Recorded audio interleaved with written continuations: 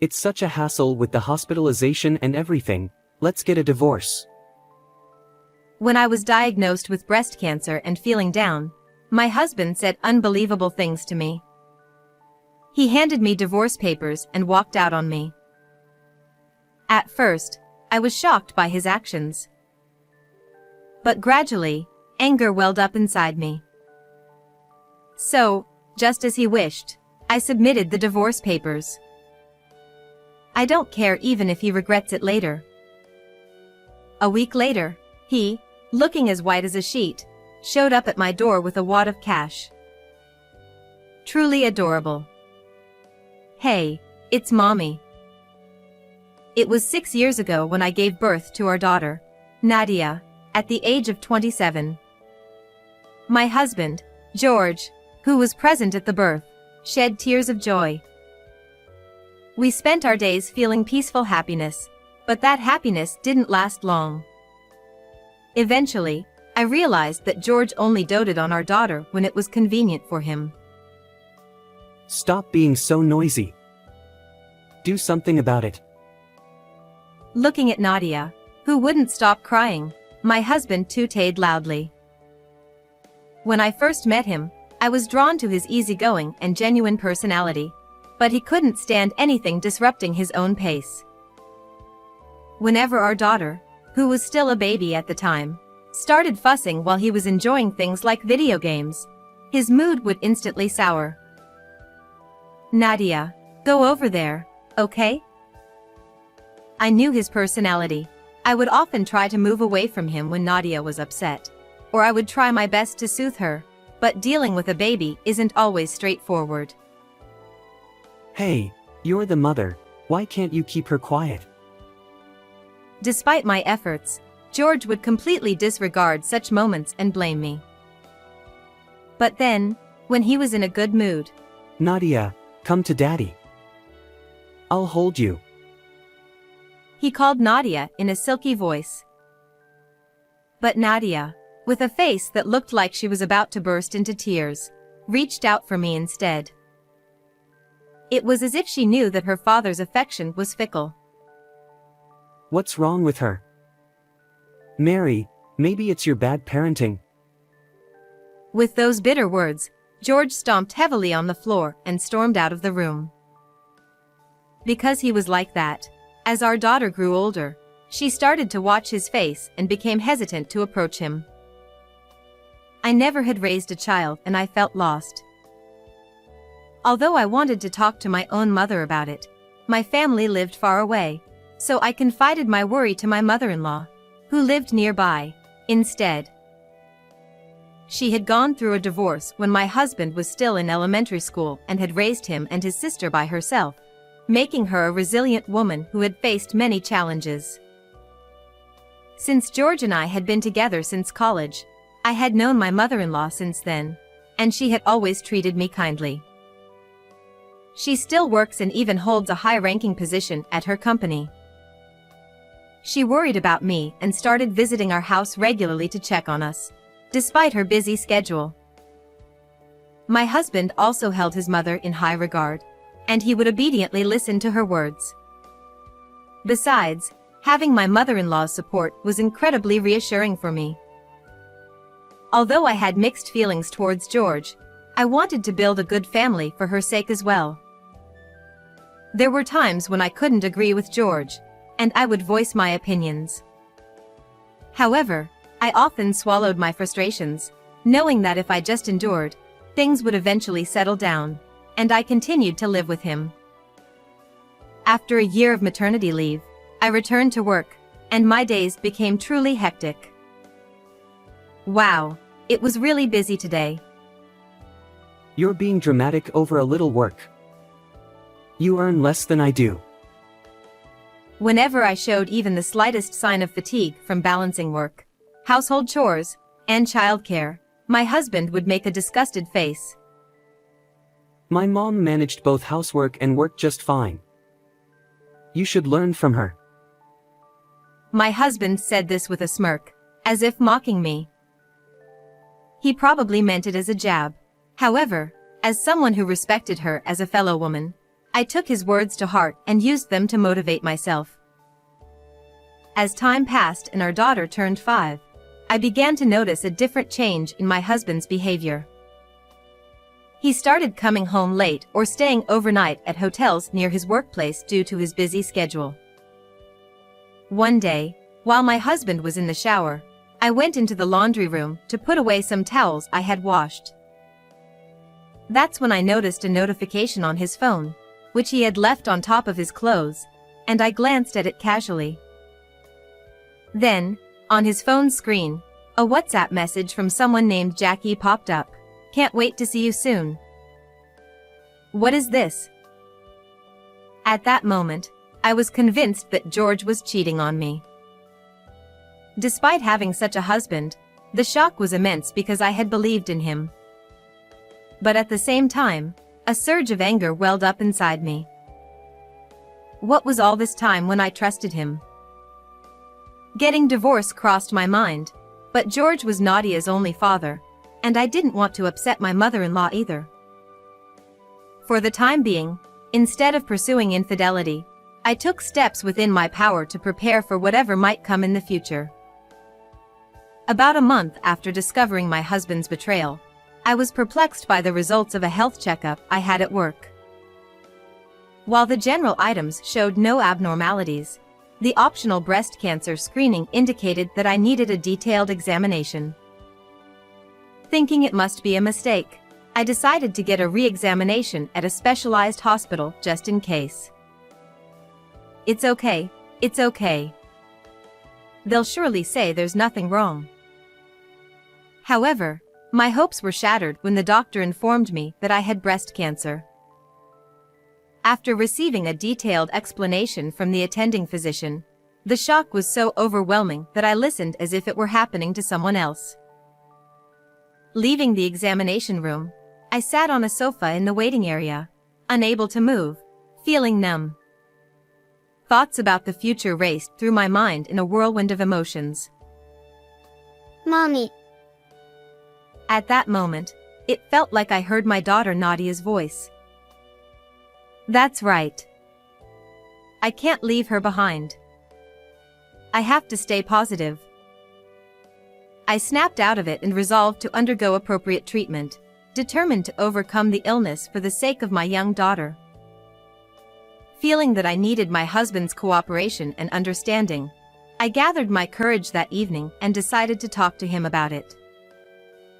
Ha! Cancer? That's serious. What are you going to do? Yeah, I think treatment will start soon. But... Oh, okay. I don't want to get all emotional about it. Let me think for a bit. With that, my husband quickly went to bed without even properly listening to what I had to say. Overwhelmed by anxiety and feeling like I was being crushed, tears welled up in me at George's complete lack of concern or comforting words. For her sake, I won't give up, no matter what.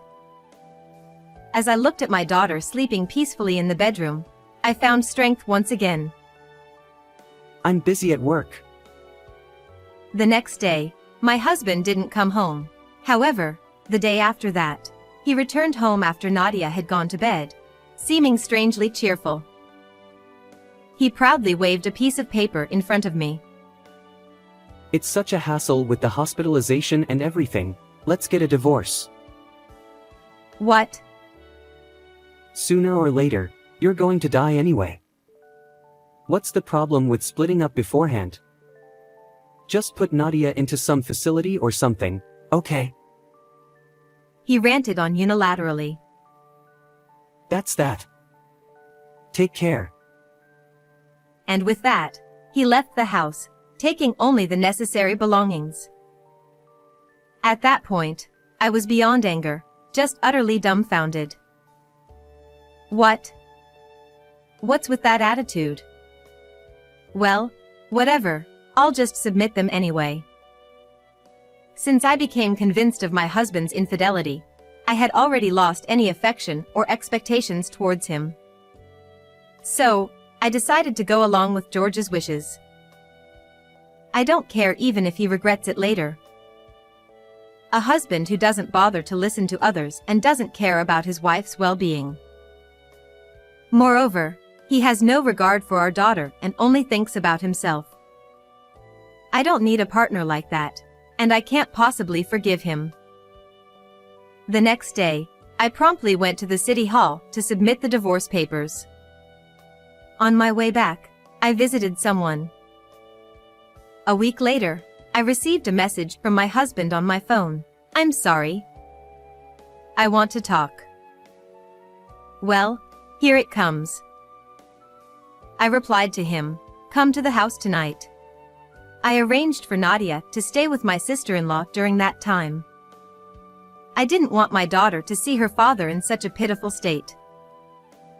That evening, George arrived at our home looking pale, and he was holding something in his hand. I'm sorry. Please, let's forget about the divorce. As soon as he entered the house, he began to apologize, his attitude completely different from the other day. What? What are you up to now? I said coldly, and he looked flustered with teary-eyed. You suddenly dropped the bomb about having cancer, and I got all shaken up and said those things. He grabbed my arm and shook it back and forth, looking at me from under his brows. I struggled to understand how he could think I would forgive him just like that. I confided in you first, George. I was hurt and sad when you didn't even bother to listen to me and just mentioned divorce. It seemed I hit a nerve as my husband was left speechless, mumbling incoherently. Anyway, please take this. It's my sincerity. Use it for your treatment. He handed me a brown envelope that he had been holding tightly in his hand. There's $2,000 in there. Should be enough, right? He said with a smug look on his face, rubbing the tip of his nose with his finger. However, I coldly pushed it back towards him. Ha, this is nowhere near enough. I'm trying to do something nice for you, and this is how you react? My husband yelled at me, his face turning red. At that moment, someone appeared from the next room. Acting all high and mighty. George, you need to remember your place. Mother? Why are you here? With the sudden appearance of my mother-in-law, my husband couldn't hide his surprise, but then he seemed to quickly come up with something, and his face lit up. Mom, it's awful. I gave her $2,000, and Mary just pushed it back at me. Of course she did. When I told you to apologize properly to Mary and make things right, that's not what I meant. My husband clung to his mother for help, but she remained unfazed and responded sharply. In fact, after submitting the divorce papers at the city hall, I visited my mother-in-law's house. There, I told her about George leaving the house unilaterally. It was also at my request that she was waiting in the next room at that moment. After hearing Mary's story, I contacted this foolish son. I told him to make amends like a real man.